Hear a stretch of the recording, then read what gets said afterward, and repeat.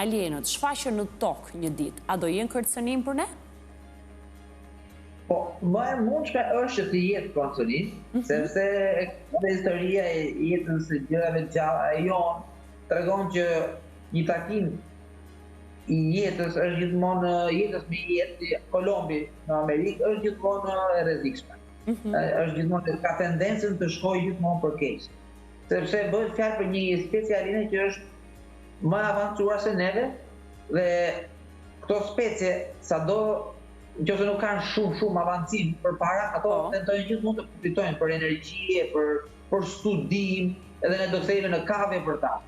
Domethënë do kenë interesa të tjera. Neve kemi interesa shkencore eksplorues, për ato ne nuk do bëjmë më interes, ato do na marrin, do na studiojnë, do na përdorin. Ne thua bëhemi kavje.